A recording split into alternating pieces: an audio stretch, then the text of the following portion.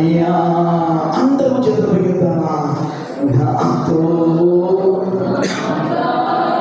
ప్రభువా, one more time, నాతో మాట్లాడు ప్రభువా,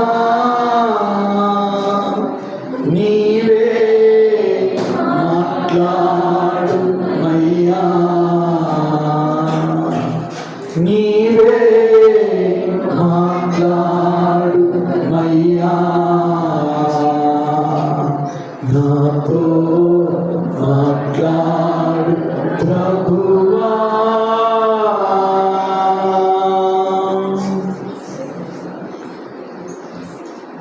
పరిశుద్ధుడైన తండ్రి, ఈ 2026వ సంవత్సరం జనవరి 1 పునరుద్ధానపు ఆరాధన మీరు మాకు ఇచ్చారు. ఇప్పటి వరకు డీకన్ సెషన్ని, సంఘ బిడ్డల ప్రతిష్ట కార్యక్రమాన్ని జయకరంగా మీరు జరిగించారు. ఈ సమయంలో నీ వాక్యాన్ని వినబోతున్నాం. వాక్యం ద్వారా మా అందరితో మాట్లాడండి. నీ వాక్యములకు లోబడి ఆ మంచి మనస్సు మా అందరికీ కలుగును గాక. యేసు నామములో ప్రార్థించి వాక్య సందేశమును ప్రారంభిస్తున్నాము మా పరమ తండ్రి. ఆమేన్.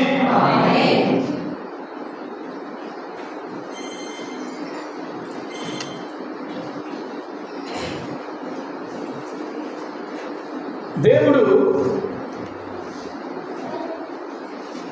ఈ 2026వ సంవత్సరంలో మనకిచ్చిన వాగ్దానం మీద కొద్ది నిమిషాలు నేను మీతో మాట్లాడతాను.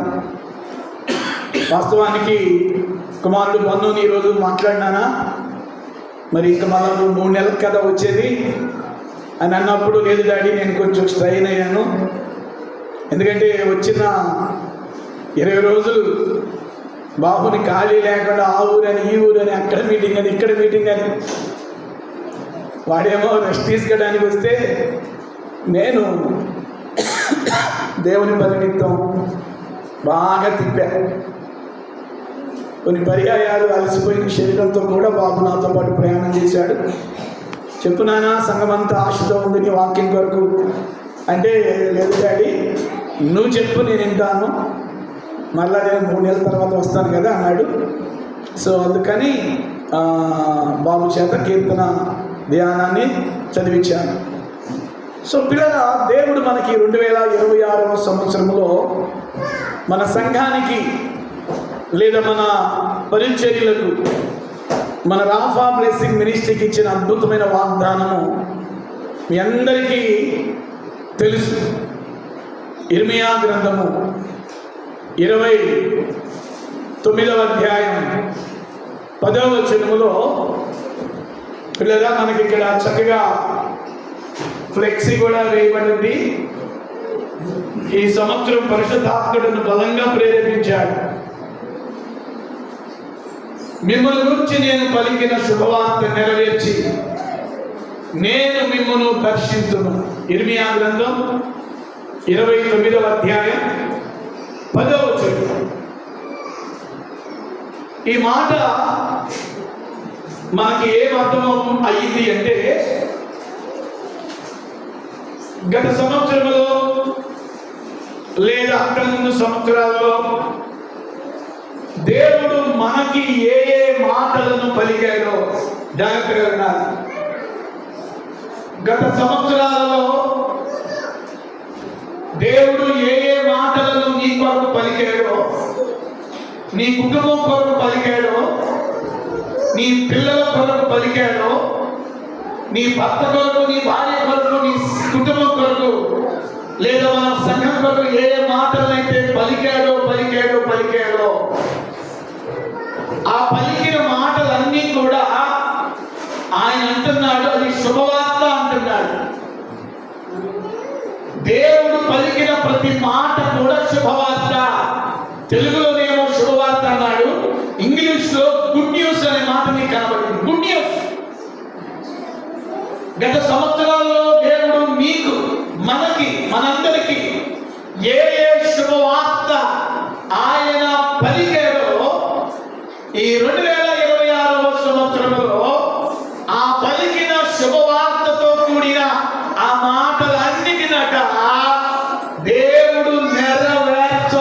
నెరవేర్చబోతున్నాను అంటున్నాడు.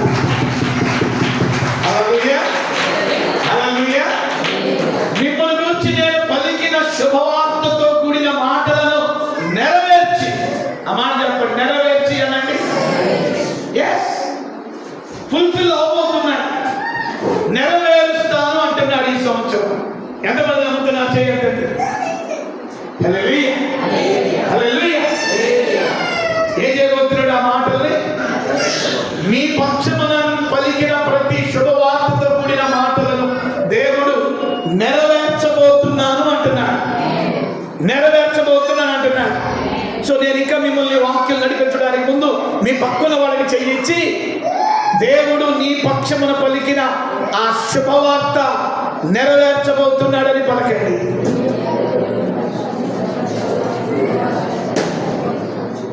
ఆమేన్, ఆమేన్, ఆమేన్, హల్లెలూయా. దేవుడు ఆయన పలికినటువంటి మాటలను మన పక్షమున నెరవేర్చినప్పుడు మనకు సంతోషమా కాదా? చెప్పండి, చెప్పండి, సంతోషమా కాదా? సంతోషం కలిగింది, ఆనందం కలిగింది. ముఖాలన్నీ కూడా 5000 బల్బ్ ఓట్స్ లాగా మహాకాంతితో వెలిగి వెలిగి వెలిగి వెలిగిపోతాయి. కారణం ఏమిటి అంటే, నీకు దేవుడు చెప్పిన ఆ మాట, నీ పక్షమున దేవుడు పలికిన శుభవార్త దేవుడు నెరవేర్చినప్పుడు కలిగే ఆనందం, కలిగే సంతోషం, కలిగేటటువంటి ఆ ఉల్లాసం, ఆ ముఖంలో కవళికలు చాలా అద్భుతంగా ఉంటాయి. ఇప్పుడు ఇలా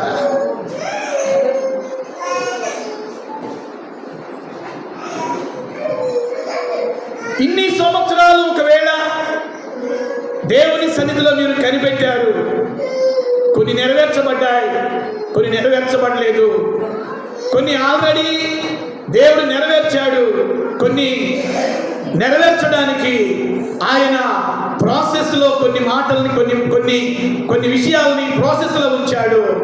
మీరు అర్థం చేసుకోవాల్సిన మాట ఏంటంటే, ఆయన ఈ సంవత్సరం, ఆ మాట చెప్పండి, ఈ సంవత్సరం అనండి, ఈ సంవత్సరం, హల్లెలూయా, గతములో నీకు ఇచ్చిన మాటలన్నిటినీ నెరవేర్చబోతున్నాడు. చెప్పండి, కొట్టి దేవుడికి స్తోత్రం చెప్పండి. హల్లెలూయా, హల్లెలూయా, హల్లెలూయా. నెరవేర్చి ఇంకొక మాట కూడా చేయబోతున్నాడంట. అక్కడ కింద మాటలు ఏముందంటే, నేను మిమ్మల్ని దర్శించును. ఆ మాట చెప్పండి. ఏం చేస్తాడు దేవుడు? దర్శిస్తాడు. సో ఈ వాగ్దానంలో ఇది ఒక్క వచనమే, కానీ 2 వాగ్దానాలు మిక్స్ అయ్యి ఉన్నాయి. దేవుడు మన పక్షాన ఆయన పలికిన ప్రతి మాటలను నెరవేర్చబోతున్నాడు. ఇది ఒక ప్రామిస్ అయితే, ఇంకొక ప్రామిస్ ఏంటంటే, మనల్ని దేవుడు దర్శించబోతున్నాడు. అని చెప్పండి. హల్లెలూయా. ఏం చేయబోతున్నాడు? దర్శించబోతున్నాడు, దర్శించబోతున్నాడు. దేవుడు దర్శించినప్పుడు ఏం జరిగింది అంటే, మన పరిస్థితులన్నీ కూడా మారిపోతాయి. దేవుడు దర్శించినప్పుడు మన కుటుంబ పరిస్థితులంతా కూడా చేంజ్ అయిపోయింది. దేవుడు దర్శించినప్పుడు మన ఆరోగ్య పరిస్థితులు మారిపోతాయి. దేవుడు దర్శించినప్పుడు మన యొక్క ఆత్మీయ స్థితిగతులన్నీ కూడా మార్పు చెందుతాయి. దేవుడు దర్శించినప్పుడు మన ఆర్థిక పరిస్థితులు కూడా చేంజ్ అయిపోతాయి. ప్రతి సిచ్యువేషన్ కూడా మార్పు చెందింది. దేవుడు దర్శించినప్పుడు అన్నీ మార్పు చెందుతాయి. అని చెప్పండి. హల్లెలూయా, హల్లెలూయా. బైబిల్ గ్రంథంలో మీరు వాగ్దానాలని బాగా పరిశీలన చేస్తే,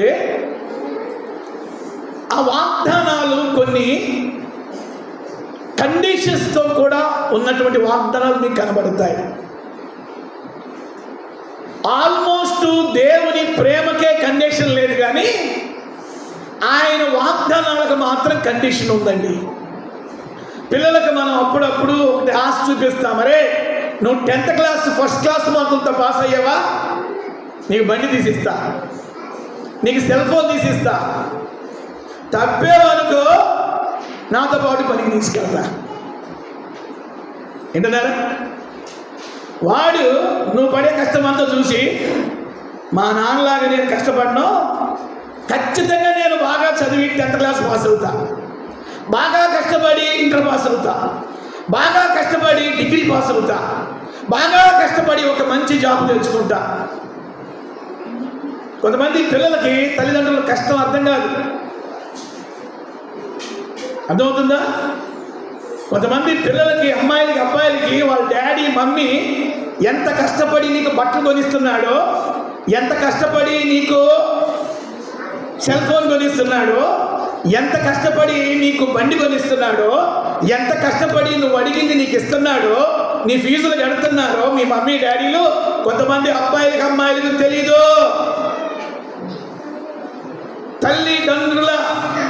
తల్లిదండ్రుల కష్టార్జితాన్ని అర్థం చేసుకొని బికారీ లాంటి పిల్లలు కూడా ఉన్నారు భూమి మీద. నీ దగ్గరకు వచ్చిన సెల్ ఫోన్ కానీ, ల్యాప్టాప్ కానీ, బంగారం కానీ, వస్తువులు కానీ, బండి కానీ జల్సాగా చేస్తున్నావే, ఆ జల్సాలు అనుభవించడానికి నీ డాడీ, నీ మమ్మీ ఎంత కష్టపడిందో మీకు అర్థమవుతుందా? వాడు అంటాడు, నేను అడిగింది ఎవనోడివి, ఎందుకన్నావు? వాడికి తెలీదు తండ్రి విలువ, తల్లి విలువ. అప్పులు చేసి, రెక్కల ముక్కలు చేసి, చెమటోడ్చి పిల్లల కొరకు ప్రయాసపడే డాడీలు ఉన్నారు, మమ్మీలు ఉన్నారు. పిల్లల్ని పట్టించుకోకుండా, కుటుంబాన్ని పట్టించుకోకుండా తెగిన గాలిపటంలాగా తిరిగేటటువంటి డాడీలు మమ్మీలు కూడా ఉన్నారు భూమి మీద.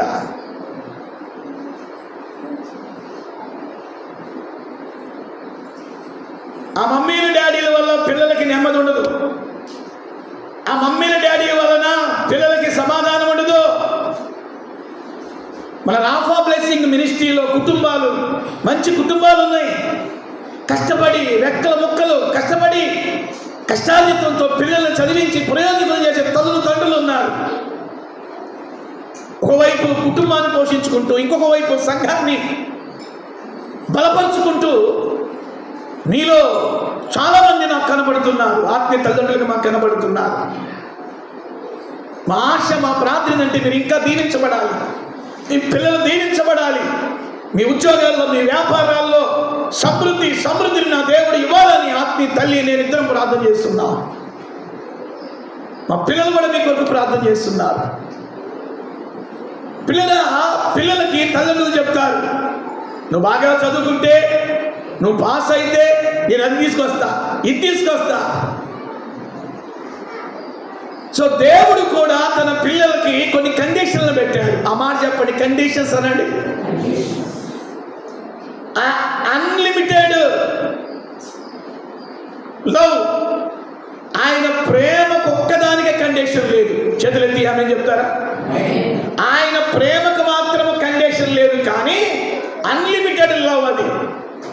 కానీ ఆయన వాగ్దానాలకి లేదా ఆయన ఇచ్చినటువంటి మాటలకి కొన్ని షరతులు పెట్టాడు దేవుడు. సో మరి షరతులతో కూడినటువంటి ప్రామిసెస్ మీ జీవితాల్లో నెరవేరాలి అని దేవుడు కోరుతున్నాడు. చెప్పారు కదా, ఈ వాగ్దానానికి కూడా కొన్ని షరతులు ఉన్నాయి. చేతులెత్తి అని చెప్పండి. హల్లెలూయా.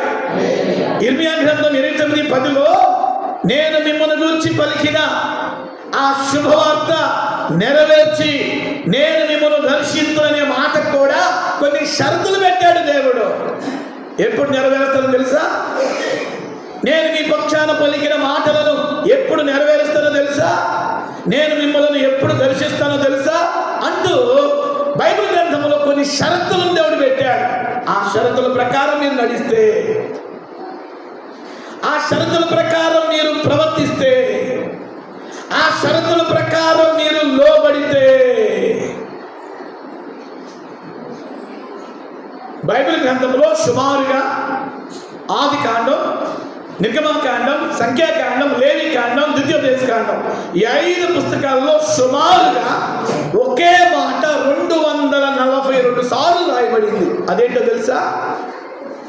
దేవుడు అంటాడు, మీరు లోబడనొల్లని ప్రజలు అంటాడు. దేవుడు అంటాడు మీరు లోబడనొల్లని ప్రజలు అంటాడు. దేవుడు అంటాడు మీరు లోబడని ప్రజలు అంటాడు. ఇంగ్లీష్లో ఏమంటారు తెలుసా? డిసోబీడియంట్ పీపుల్ అంటాడు దేవుడు. ఒకే మాట 242 సార్లు వాళ్ళ గురించి దేవుడు చెప్పాడు. మీరు లోబడరు, మీరు లోబడరు, మీరు లోబడరు. వినటానికి మాత్రం బహు జాగ్రత్తగా వింటారు.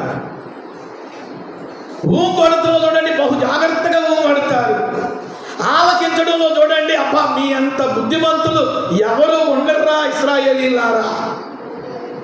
దేవుడు వాడిన పదాలు ఏంటో తెలుసా? దేవుడు వాడిన పదాలు ఏంటో తెలుసా? మీరు లోబడనొల్లని ప్రజలు. You all are disobedient people. మీరు ఆలకిస్తారు, మీరు ఆలకిస్తారు, మీరు వింటారు, కానీ నేను చెప్పినట్టు మీరు చేయరు. భరించాడు భరించాడు భరించాడు, సహించాడు సహించాడు సహించాడు, ఓర్చుకున్నాడు ఓర్చుకున్నాడు ఓర్చుకున్నాడు. చాలా పర్యాయాలు వాళ్ళని భూమి మీద నుండి తీసేయటానికి దేవుడు ఆలోచన చేస్తే దేవుని కోపానికి ఇశ్రాయేలుకు మధ్య మోషే పలుమార్లు అడ్డపడ్డాడు. సేవకుడు కూడా చేసే పని అదే. మీరు వాక్యానికి లోబడకపోతే దేవుని కోపము, దేవుని ఉగ్రత, దేవుని యొక్క తీక్షణమైనటువంటి వేడి మీ మీదకి రాకుండా దైవజనులు ఏం చేస్తారంటే మోషేకిలాగా మధ్యవర్తిత్వాన్ని వహిస్తారు. దేవుడేమో మోషేని అన్నాడు, నువ్వు తప్పుగా వీళ్ళొక్క దెబ్బ కొట్టేసి నేను గొప్ప జనాంగంగా చేస్తానంటే మోషే అంటాడు, అగయ్యా దేవుని కోపాన్ని శాంతపరిచాడు, దేవుని తీక్షణమైనటువంటి కోపమును అడ్డుకున్నాడు మోషే. మోషే గురించి దేవుడి చేసిన సాక్ష్యం ఏంటో తెలుసా? భూమి మీద మిక్కిలి సాత్వికుడు అన్నాడు, నా ఇల్లంతటిలో నమ్మకస్తుడు అన్నాడు, నేను అతన్ని ముఖాముఖిగా ఎరుగుదును అన్నాడు. అర్థమవుతుందా మీకు? అర్థమవుతుందా మీకు? ఒక దైవజనుడు విశ్వాసులకి దేవునికి మధ్య నిలబడతాడు. ఏ శాపము మీ మీదకి రాకుండా, ఏ ఉగ్రత మీ మీదకి రాకుండా. పలుమార్లు మీరు దారి తప్పినప్పటికీ, పలుమార్లు దేవుని ఆత్మకు దుఃఖాన్ని కలిగించినప్పటికీ, పలుమార్లు దేవుని గాయాలను రేపినప్పటికీ, పలుమార్లు పవిత్రతను మీరు పోగొట్టుకున్నప్పటికీ దైవజనుడు మీ పక్షాన దేవునికి విజ్ఞాపన చేస్తూ ఉంటాడు. ఆ యేసు ప్రభు చెప్పినటువంటి ఉపమానములో ద్రాక్ష తోటలో నాటబడిన అంజూరపు చెట్టు విషయంలో యజమానుడు 3 సంవత్సరాల నుండి పండ్లు దానికి వస్తే ఒక్క పండు కూడా కాయలేదంట. చివరికి ఆ యజమానుడు తోటమాలి అంటున్నాడు, ఈ ద్రాక్ష తోటలో ఈ అంజూరపు చెట్టు నేను ఎందుకు నాటుకున్నానంటే, ఇదిగో నా తోటలో ద్రాక్ష తోటతో పాటు ఈ అంజూరపు చెట్టు కూడా ఫలాలు ఇవ్వాలని నేను 3 సంవత్సరాల నుండి వస్తున్నా. ద్రాక్ష కాయలు నేను కోసుకుని వెళ్తున్నాను, కానీ ఇదిగో ఈ చెట్టు ఒక్క పండు కూడా నాకు ఇవ్వటం లేదు అంటాడు ఆ యజమానుడు, తోట యజమాని. దీనివల్ల ఏం జరుగుతుందంటే, దీనివల్ల భూమి వ్యర్థమవుతుంది. ఈ చెట్టు స్థానంలో ఏ మామిడి చెట్టుని పెట్టినా అది ఫలాలు ఇచ్చేది నాకు. ఈ చెట్టు స్థానంలో ఏ సపోటా చెట్టుని పెట్టినా నాకు ఫలాలు ఇచ్చేది. ఈ చెట్టు స్థానంలో ఏ చెట్టుని పెట్టినా నాకు ఫలాలు ఇచ్చేది. ఈ అంజూరపు చెట్టు నేను ముచ్చటపడి నేను నా తోటలో నాటుకుంటే ఇది ఒక్క పండు కూడా నాకు ఇవ్వలేదు. What is sad? దీనివల్ల నాకు ఉపయోగం లేదు. దేవుడు కూడా కొంతమంది విశ్వాసుల గురించి అనే మాట ఇదే, వీళ్ళ వల్ల నాకే ఉపయోగం లేదురా బాబు, వీడు రక్షించబడి నాకు ఉపయోగపడతాడు అనుకుంటే వీడు దేశంలో తిరుగుతున్నాడు, వీడి వల్ల నాకు ఉపయోగం లేదు, సంఘానికి ఉపయోగం లేదు, వీడి వల్ల నాకు ఉపయోగం లేదు, సంఘానికి ఉపయోగం లేదు, దేవుని సేవకులు కూడా ఉపయోగం లేదు. సేమ్ ఫీలింగ్ దేవుడు కూడా. కొంతమంది విశ్వాసులను బట్టి దేవుడు ఆలోచన కూడా ఇదే రీతిలో ఉంది. ఆ ద్రాక్ష తోటలో నాటబడిన అంజూరపు చెట్టు గురించి యజమానుడు అంటున్నాడు తోటమాలితో, ఓ తోటమాలి, ఈ చెట్టు వలన భూమి వ్యర్థమైపోతుంది, నేను నరికేస్తా అని తోట యజమాని ఒక రోజు గొడ్డలు తీసుకొచ్చి ఒక వేటి వేయబోతుంటే వెంటనే గొడ్డలు పట్టుకుంటాడు తోటమాలి. అగయ్యా, హలో బ్రదర్స్, ఎంటున్నారా? అగయ్యా, ఎందుకు నన్ను ఆపేవా అంటున్నాడు తోట యజమాని. 3 సంవత్సరాలు ఉంచుకున్నావు కదా, 3 సంవత్సరాలు ఉంచుకున్నావు కదా, ఇంకొక సంవత్సరమైనా ఓర్చుకో. ఇంకొక సంవత్సరంలోనైనా ప్రవర్తన మారకపోతే, ఇంకొక సంవత్సరంలోనైనా క్యారెక్టర్ మారకపోతే, ఇంకొక సంవత్సరంలోనైనా బుద్ధి మారకపోతే, ఇంకొక సంవత్సరంలోనైనా క్రియలు మారకపోతే, నువ్వు అన్నట్టుగానే 3 సంవత్సరాలు దాన్ని నరకడానికి యజమానుడు వస్తే 3 సంవత్సరాలు గొడ్డలి ఆ అంజూరపు చెట్టు మీద పడకుండా తోటమాలి ఆపాడు.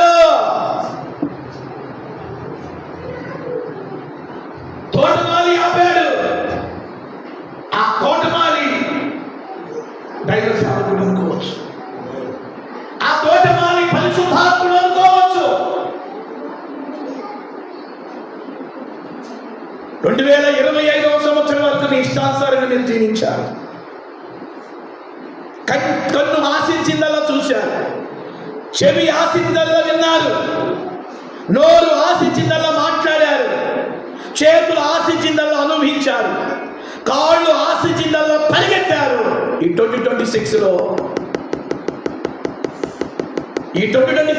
దేవుడు అంటున్నాడు, ఇకనైనా మారకపోతే ఇదిగో చెట్టు వేరున గొడ్డలి పెట్టబడింది. అర్థమవుతుందా?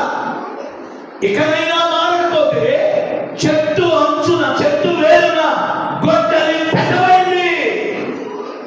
ఎన్ని సంవత్సరాలు దేవుడిచ్చిన కృపని అర్థం చేసుకున్నావు? ఎన్ని సంవత్సరాలు దేవుడిచ్చేటువంటి దీర్ఘశాంతాన్ని అర్థం చేసుకున్నావు?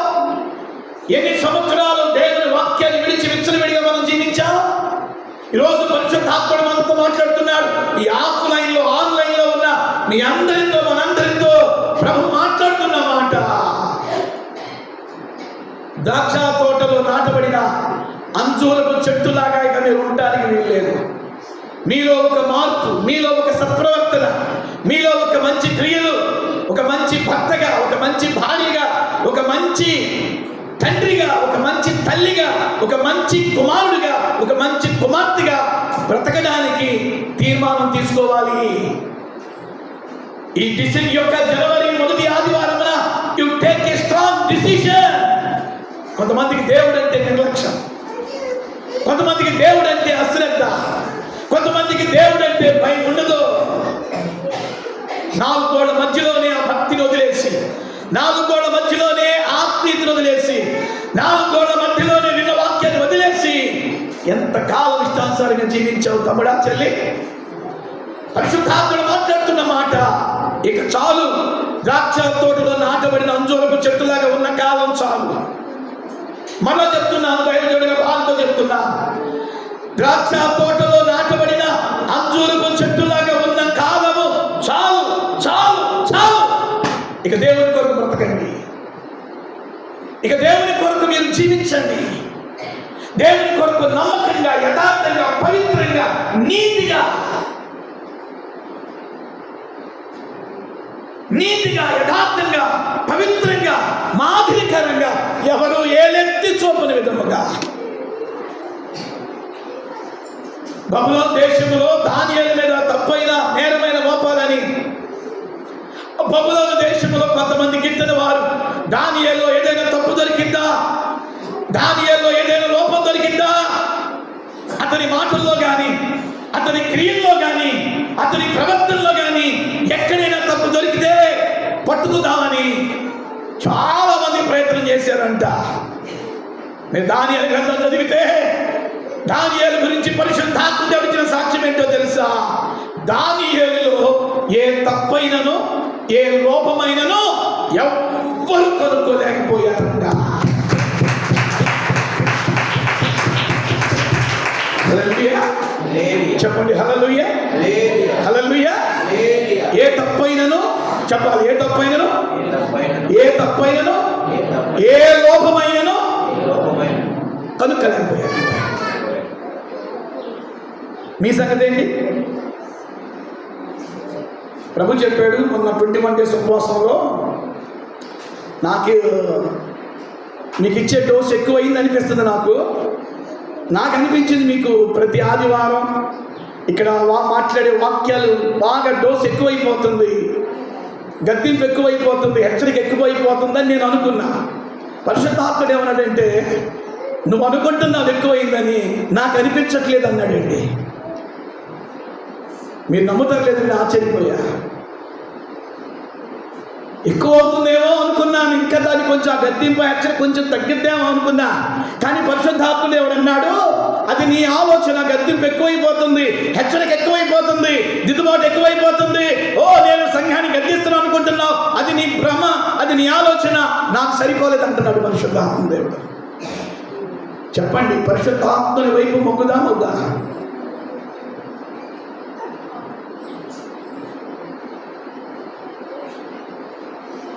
పరిశుద్ధాత్ముడు అన్నాడు, ఇంకా ఎక్కువ కావాలన్నాడు. I more expected from you అన్నాడండి. ఇంకా గద్దింపు ఎక్కువ నేను కోరుకుంటున్నాను నీ నుండి, ఇంకా హెచ్చరిక కోరుకుంటున్నాను నేను నీ నుండి, ఇంకా దిద్దుబాటు నేను కోరుకుంటున్నాను నీ నుండి. ద్రాక్ష తోటలో నాటబడిన అంజూరపు చెట్టులాగా ఎంతకాలం ఉందాం చెప్పండి? ఎంతకాలం భక్తి చేద్దాం ద్రాక్ష తోటలో నాటబడిన అంజూరపు చెట్టులాగా? దానివల్ల యజమానుడికి నో హ్యాపీ, దానికి వల్ల యజమానుడికి నో సంతోషం, నో హ్యాపీ, నో సంతోషం, నో జాయ్. ఎప్పుడు యజమానుడికి సంతోషం? అది ఫలాలు ఫలించినప్పుడు. గట్టిగా చప్పట్లు కొట్టండి. హల్లెలూయా, హల్లెలూయా. అది ఫలాలు ఫలించినప్పుడే కదా ఆ చెట్టుని గురించి యజమానుడికి సంతోషం. ఈ యొక్క సంఘానికి యజమానుడు దేవుడు. ఆయన కూడా మనం ఫలాలు ఫలించినప్పుడు ప్రేమ, సంతోషం, సమాధానం, దీర్ఘశాంతం, దయాళత్వం, ఆశానిగ్రహం, మంచితనం, సాత్వికం, తగ్గింపు, ఈ ఫలాలన్నీ మనలో కనిపించినప్పుడే కదా ఆయనకి ఆనందం. వాక్యం ఎంత ఇంట్రెస్ట్గా వింటామో, ఎంత శ్రద్ధగా వింటామో వాక్యం. What about next? నెరవేరాల వద్ద వాగ్దానాలు. నేను మిమ్మల్ని గూర్చి పలికిన ఆ శుభవార్త నేను నెరవేర్చి మిమ్మల్ని నేను దర్శిస్తును. నెరవేర్చుతాడట, దర్శిస్తాడట. ఆయన వాగ్దానాలు నెరవేరుస్తాడంట, ఆయన దర్శిస్తాడంట. ఇది ఎప్పుడు జరిగింది అంటే ఒక 3 కండిషన్స్. చాలా కండిషన్స్ ఉన్నాయి బైబిల్లో, టైం చాలు కాబట్టి 1, 2, 3 3 కండిషన్ నేను మీకు చెప్తా. ఈ 3 కండిషన్స్ నాకు దేవుడు ఎక్కడి నుంచి బయలుపరిచాడంటే నిర్గమాకాండం 33వ అధ్యాయం. ఈ అధ్యాయంలో చాలా కండిషన్స్ పెడతాడు దేవుడు ఇశ్రాయేలీయులను ఉద్దేశించి. సో ఈ కండిషన్స్ అంటే తెలుగులో ఏంటి అర్థం? షరతులు. వెరీ గుడ్ నాన్న మానస, గాడ్ బ్లెస్ యూ. ఇంగ్లీష్ వైపు చదివి తెలుగు మర్చిపోవాల్సి వస్తుంది. కండిషన్స్ అంటే షరతులు. ఈ వాగ్దానము నెరవేర్పు షరతు మీద డిపెండ్ అయ్యి ఉంది. ఆ మాట చెప్పండి, షరతు మీద డిపెండ్ అయ్యి ఉన్నానండి. ఏ షరతుల మీద డిపెండ్ అయినాయి అంటే ప్రభు నాకు చూపించింది. నిర్గమాకాండం 33వ అధ్యాయం నుంచి ధ్యానిస్తూ ఉంటే చాలా షరతులు నాకు కనబడ్డాయి. వాటిల్లో ఒక 3 అలా నేను మీకు చెప్తా. చూడండి, 18వ వచనాన్ని చదవండి.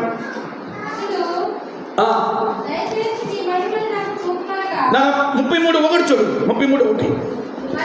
మరియు యెహోవా మోషేతో ఇట్లనెను, నీవును బయలుదేరి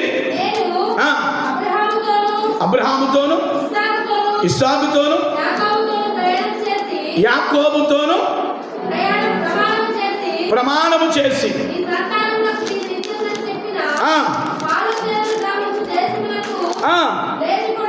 లేచిపోండి. ఆ మాట చెప్పండి, లేచిపోండి అనండి. ఎక్కడికి వెళ్తారు? దేవుడు మోషేతో అంటున్నాడు, బాబు మీరు ఈ అరణ్యంలో ఎక్కడ పడితే అక్కడ ఆగుతున్నారు. ఈ మాట చెప్పండి, అందరూ చెప్పండి. ఎక్కడ పడితే అక్కడ ఆగకూడదానండి? నా వైపు చూస్తూ చెప్పండి. ఎక్కడ పడితే అక్కడ ఆగటానికి వీల్లేదనండి. వీళ్ళు మాట్లాడితే ఎక్కడ పడితే అక్కడ ఆగుతున్నారు ఇశ్రాయేలీయులు. ఏ కష్టం వచ్చినా ఆగేస్తున్నారు, ఏ శ్రమ వచ్చినా ఆగేస్తున్నారు, ఏ పరిస్థితి తలకిందులుగా ఉన్నా ఆగేస్తున్నారు, ముందుకెళ్తల్లా. దేవుడు చూసి చూసి చూసి అంటున్నాడు 33వ అధ్యాయం 1వ వచనంలో, అబ్రహాము ఇస్సాకు యాకోబులతో ఏ దేశమైతే నేను ఇస్తానన్నానో ఆ పాలు తేనెలు ప్రవహించే దేశానికి మీరు వెళ్లకుండా ఎందుకు మీరు మధ్య మధ్యలో ఆగేస్తున్నారు? ఇశ్రాయేలీయులు ఎలాగైతే మధ్య మధ్యలో ముందుకెళ్లకుండా, నా వైపు చూడండి, జాగ్రత్తగా వినండి, ముందుకెళ్లకుండా ఇశ్రాయేలు మధ్య మధ్యలో ఎక్కడ పడితే అక్కడ ఆగారు. ఈరోజు కూడా కొంతమంది విశ్వాసులు అప్పుడప్పుడు ఆగిపోతున్నారు. ఈరోజు నా ప్రశ్న ఏంటంటే, దైవజనుడిగా నువ్వు అప్పుడప్పుడు ముందుకెళ్తున్నావా, అప్పుడప్పుడు ఆగిపోతున్నావా, లేదా ఎప్పుడు ఎక్కడ ఆగకుండా ముందుకెళ్తున్నావా? 2025లో కొన్నిసార్లు నీవు ప్రయాణం ఆపావు దేవునితో. విశ్వాస ప్రయాణం ఆగిపోయింది, ప్రార్థన ప్రయాణం ఆగిపోయింది, ఉపవాస ప్రయాణం ఆగిపోయింది, పరిచర్య ప్రయాణం ఆగిపోయింది. కొన్ని ప్రయాణాలు ఆగిపోయినాయి గత సంవత్సరం.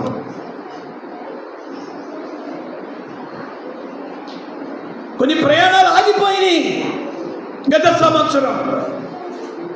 మరి కొత్త సంవత్సరంలో ఎక్కడెక్కడ నువ్వు ఆగిపోయావో పరీక్షించుకోవాలి కదా. ఎక్కడెక్కడ నీ ప్రయాణం ఆగిపోయిందో నువ్వు పరిశీలించుకోవాలి కదా. ఏ ఏ విషయాల్లో నువ్వు వెనకబడ్డావో నువ్వు ఆలోచన చేసుకోవాలి కదా.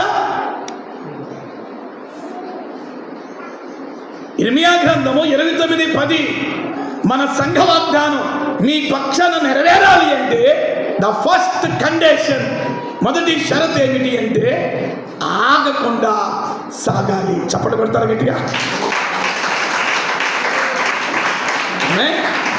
హల్లెలూయా. నీ పక్కన వాళ్ళకి చెయ్యించి ఈ సంవత్సరము దేవునిలో ఎక్కడ ఆగకుండా నువ్వు కొనసాగాలని చెప్పండి. రెడీ? అలా పట్టుకుని నా వైపు చూడండి, అలా పట్టుకుని నా వైపు చూడండి.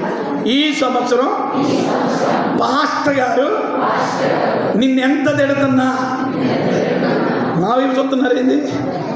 నీ పక్కోళ్ళు చూడండి, చెప్పు. ఈ సంవత్సరం ఆత్మీయ తండ్రి ఎంత తిడుతున్నా ఓచు, ఆగిపోబాకు.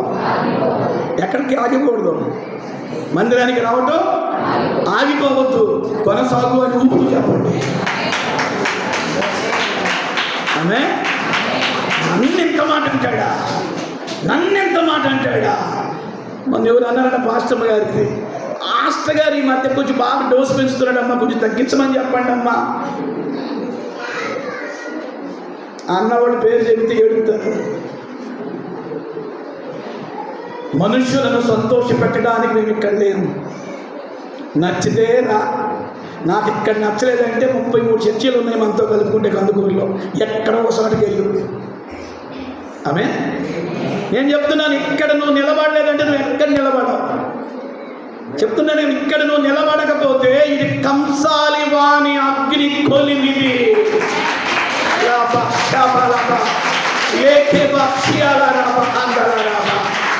ఇది కంసాలి వాణి అగ్ని కొలిమి. కొలిమి తట్టుకుంటేనే రావాలి. ఇది నేను పరలోకానికి చేర్చే స్థలం అండి. ఇది ఏమనుకుంటున్నారు? సండే అలా సరదాగా వచ్చి నీకు ఇష్టమైతే వాక్యమే, నచ్చకపోతే బయటికి వెళ్ళి హడావుడిగా ఏదో ముగింపులో వచ్చి మరలా ఒక 50-100 కానికేసి వెళ్ళడానికి కాదు. నేను పరలోకానికి సిద్ధపరిచే స్థలం ఇది. నిన్ను పరలోకానికి సిద్ధపరిచే స్థలం ఇది. నిన్ను పరలోకానికి చేర్చే స్థలం. మరి ఈ స్థలంలో నువ్వు వాక్యాన్ని ఎలా వినాలి అంటే జాగ్రత్తగా వినాలి. హెచ్చరింపు, గద్దింపు, ఖండింపు, దిద్దుబాటు, శిరస్సు వంచాలి అంటే ఇక్కడ పొగడ్తలు ఉండవు. ఇంకో మాట చెప్తాను వినండి, ప్లీజ్ వినాలి, మీరు వినాలి. ఎవరో అన్నారంట, మాస్టర్ గారు దేవుని కంటే కొంతమందిని దేవుని స్థానంలో కూర్చోబెడుతున్నారు. కొంతమందినంట పాస్టర్ శ్యామ్ గారంట దేవుని స్థానంలో కూర్చోబెడుతున్నారంట కొంతమందిని. అలా మీకు అనిపిస్తుంది? ఎవ్వడు దేవుని స్థానంలో నిలబడి బ్రతకలేడు. దేవుని స్థానంలోకి వెళ్ళటం అంటే ఏమనుకున్నావు? నీకు వాక్యం తెలియదు కాబట్టి నువ్వు ఆ మాట వదిలేసావు. కొంతమందిని పాస్టర్ గారు దేవుని స్థానంలో కూర్చోబెడుతున్నాడు. దీనికి నేను క్లారిఫికేషన్ ఇస్తానేనండి. వాళ్ళకి ఎందుకు అలా అనిపిస్తుందంటే వాడి వల్ల సంఘానికి ఏం ఉపయోగం లేదు, నెంబర్ 1. ఆ కుటుంబం వల్ల సంఘానికి ఏం ఉపయోగం లేదు, నెంబర్ 2. సంఘానికి అప్పుడప్పుడు అమావాస్య పౌర్ణానికి వస్తారు వాళ్ళు, నెంబర్ 3. మూడవదిగా వాక్యం అర్థం కాదు. 4వదిగా దైవ సేవకుల విలువ తెలియదు. సంఘములో ఎవరైనా ఒక మంచి పని చేసినప్పుడు ఆ వ్యక్తిని అభినందించడంలో తప్పు లేదు. మీకు నిజంగా జ్ఞానం ఉంటే, వాక్య జ్ఞానం ఉంటే ఇంటికి వెళ్ళి చదువుకోండి. రోమపత్రిక 12వ అధ్యాయంలో తన సేవకి ఎంతెంతమంది సహకరించారో ఎన్ని విధాలుగా పౌలు ఒక లిస్టు రాస్తాడు. అక్కడ 70 పేర్లు మీకు అక్కడ కనబడతాయి. సుమారుగా 70 పేర్లు మీకు కనబడతాయి రోమపత్రిక 12వ అధ్యాయంలో. ఆ 12వ అధ్యాయంలో ఉన్న సారాంశం ఏంటంటే దేవుని పని అది చిన్నదా పెద్దదా, వాళ్ళ ద్వారా దేవుడు ఎలా జరిగించాడు. పౌలు వాళ్ళని అప్రిషియేట్ చేస్తున్నాడు. ఆ మాట చెప్పండి, అప్రిషియేట్ చేస్తున్నాడు అనండి. దానికి తెలుగు అర్థం ఏంటంటే అభినందించడం. సపోజ్ మన చర్చిలో ఒక అబ్బాయి మంచి పొజిషన్లో ఉన్నాడు అనుకో, ఆ అబ్బాయి గురించి మాట్లాడటం తప్ప? చెప్పండి, తప్ప అబ్బాయి గురించి మాట్లాడటం? ఆ అబ్బాయిని అభినందించడంలో తప్ప? మీరు ఎవ్వరూ చేయలేని పని ఆ అబ్బాయి ద్వారా లేదా ఆ కుటుంబం ద్వారా దేవుడు చేయించినప్పుడు ఆ వ్యక్తిని అభినందించడంలో తప్పేం లేదే. అభినందన కూడా ఓర్చుకోలేని ప్రజలు. నీవు దేవుని పనికి ఉపయోగపడే వాళ్ళని అభినందిస్తే నీకెంత కుల్లో.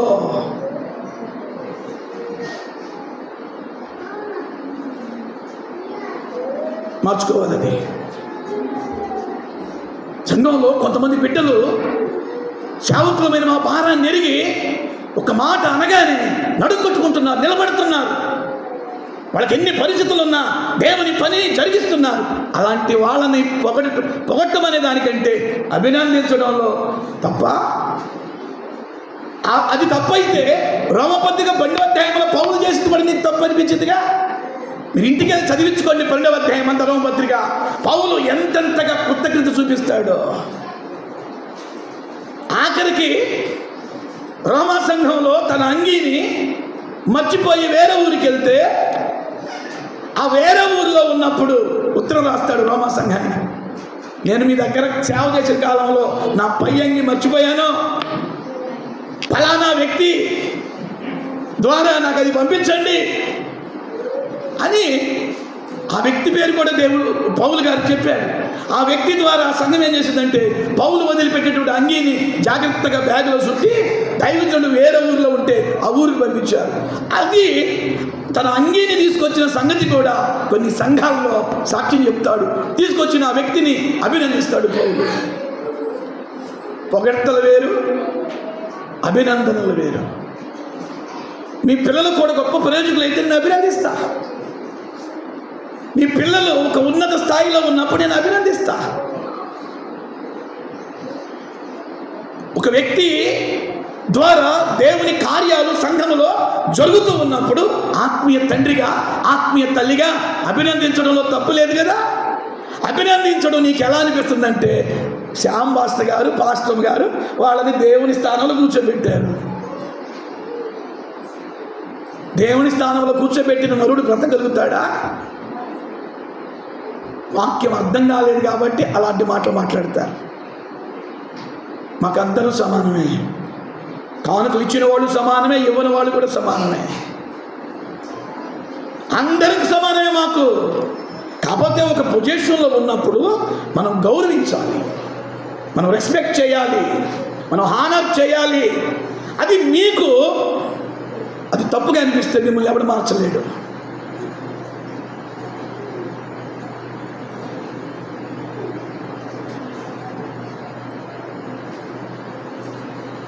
ఆగకుండా సాగిపోవాలి,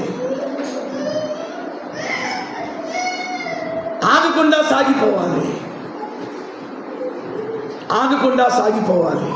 మరలా చెప్తున్నాను, మీరందరూ నాకు సమానమే, ఆత్మీయ తల్లికైనా నాకైనా. ఒకవేళ మీలో ఆ మనసు ఉంటే దయచేసి తీసేసుకోవాలి. ఎందుకంటే ఒకవేళ పాత సంవత్సరం వరకు ఒకవేళ అలాంటి కామెంట్లు చేశారేమో, కొంతమందిని ఒక రకంగా చూస్తాడు, కొంతమందిని ఇంకొక రకంగా చూస్తాడు. నో, అలా చూపించే వాళ్ళమైతే మేము పులిపెట్టి ఎక్కాల్సిన పని లేదు. మీకు అలా కింద కూర్చోవచ్చు, నేను మీకు అలా అనిపిస్తుంది. ఒక మంచి పని చేసినప్పుడు మీ ద్వారా దేవుడు చేయించినప్పుడు అభినందిస్తాను. దాన్ని నెగిటివ్గా మీరు తీసుకోకూడదు. నెగిటివ్గా తీసుకుని ఆగిపోతున్నారు కొంతమంది. వాళ్ళకి వాళ్ళు ఉన్నారు, వాళ్ళు చూసుకుంటారు. వాళ్ళు ఉన్నారుగా, మాట్లాడితే వాళ్ళ గురించి చెప్తున్నాడుగా పాస్టర్ గారు, ఆయన చూసుకుంటారులే. సో ఆగకుండా సాగిపోవాలి. ఆ మాట చెప్పండి, ఆగకుండా సాగిపోవాలనండి. ఆమె చెప్పండి. హల్లెలూయా. ఇర్మియా గ్రంథం 29:10 రాయబడిన మాట మళ్ళా చెప్పండి. మిమ్మును గురించి నేను పలికిన శుభవార్త నెరవేర్చి నేను మిమ్మును దర్శించును. ఇర్మియా 29:10. ఈ ప్రామిస్ కండిషన్తో కూడినటువంటి ప్రామిస్ ఇది. ఈ వాగ్దానము షరతులతో కూడినటువంటిది. ఇది మీ జీవితంలో నెరవేరాలి అంటే ద ఫస్ట్ మొదటి షరత్ ఏమిటి అంటే, మోషేకు చెప్తున్నాడు దేవుడు, మీరు ఆగిపోయిన కాలం చాలు.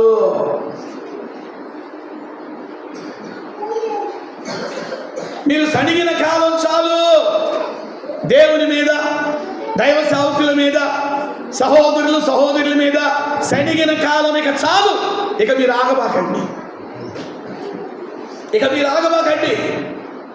మీరు ఇక ఏం చేయాలి అంటే, మోషేతో అంటున్నాడు దేవుడు, మీరు ఆగిన కాలం చాలు. ఇక నా మీద సడిగిన కాలం చాలు, నా దైవజనుడి మీద సడిగిన కాలం చాలు.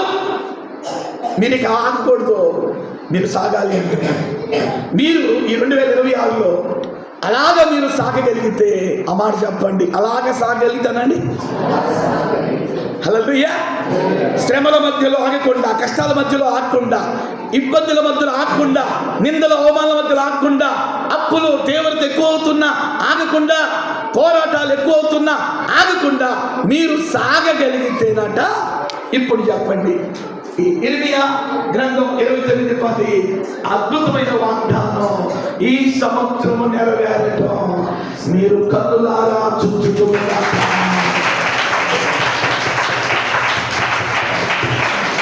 చెప్పండి. హల్లెలూయా. దేవుని ఆత్మను నింతుడితో ఆగమంటున్నాడు.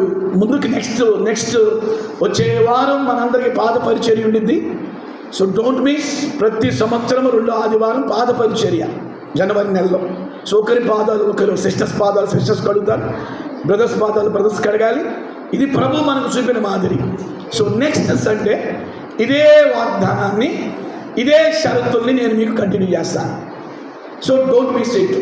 సో రేపు వచ్చే ఆదివారం ఎవరు మిస్ కావద్దు. పాద పరిచర్య సంవత్సరానికి ఒక్కసారి వచ్చేటటువంటి పాద పరిచర్య. ఈ పాద పరిచర్య మన జీవితాల్లో ఉన్న తారతమ్యాలను తీసేస్తుంది. ఒకరి ఎడల ఒకరికి ఉన్నటువంటి న్యూన్యతా భావాన్ని తొలగిస్తుంది. నేను గొప్ప అనే దాన్ని కొట్టేస్తుంది ఈ పాద పరిచర్య. యేసు ప్రభు దేవుడై ఉండి కూడా ఆయన శిష్యుల పాదాలు కడిగాడు.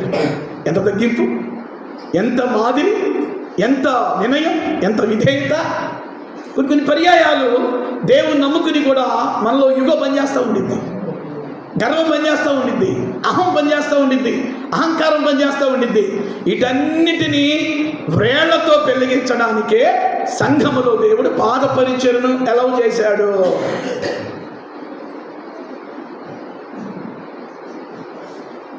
సో మొదటి షరతు చెప్పండి, నేను ముగిస్తాను. ఆగకుండా సాగాలి అనండి. 3 సార్లు చెప్పండి. ఆగకుండా సాగాలి, ఆగకుండా సాగాలి. మనుషుల వైపు చూడకుండా దేవుని వైపు కొనసాగాలి. నిన్ను లాగేవాడు ఎంతమంది నీ పక్కన్నా వాళ్ళ వైపు చూడకుండా దేవుని వైపు సాగాలి.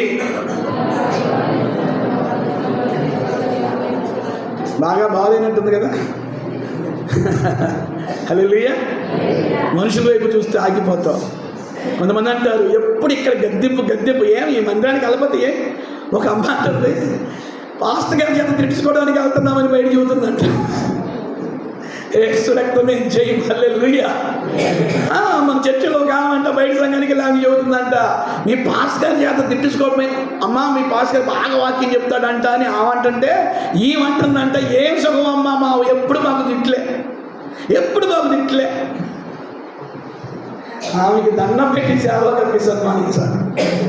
దేవునికి స్తోత్రం చెప్పండి. హల్లెలూయా, హల్లెలూయా. సో పిల్లరా, బైబిల్ చెప్తున్న మాట, గద్దింపును లెక్క చేయకపోతే పాడైపోతావు.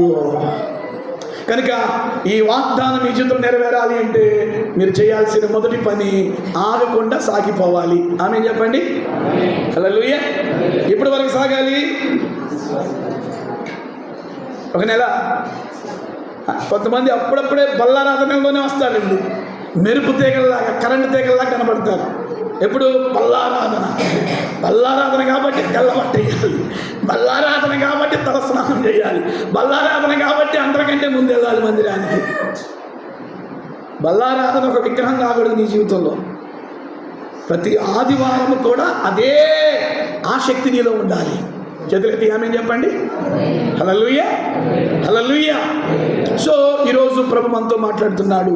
ఇర్మియా 29:10 ఆ వాగ్దానం నెరవేరాలి అంటే, బిడ్డ గత సంవత్సరం నువ్వు ఎక్కడెక్కడ ఆగిపోయావో ఇక ఈ సంవత్సరం నువ్వు ఆగకుండా నువ్వు సాగాలి. భక్తిలో సాగాలి, విశ్వాసంలో సాగాలి, ప్రార్థనలో సాగాలి, పరిచర్యలో సాగాలి, దేవునికి ఇచ్చుటలో సాగాలి, ప్రభుని గురించి సువార్త చెప్పుట్లో సాగాలి, పిల్లల ఉపవాసం ఉండుటలో సాగాలి. దేవునికి స్తోత్రం చెప్పండి. హల్లెలూయా. సంఘ అభివృద్ధిలో, ప్రణాళికల్లో నువ్వు ఒక నిలబడి నువ్వు సాగాలి అని ప్రభు చెప్తున్నాడు. తలవంచండి, ప్రార్థన చేసుకుందాం. ప్రభు బలం మీ యొద్దకు రాబోతుంది. ప్రభు బలం మీ యొద్దకు రాబోతుంది. Shall we all close our eyes and look unto God?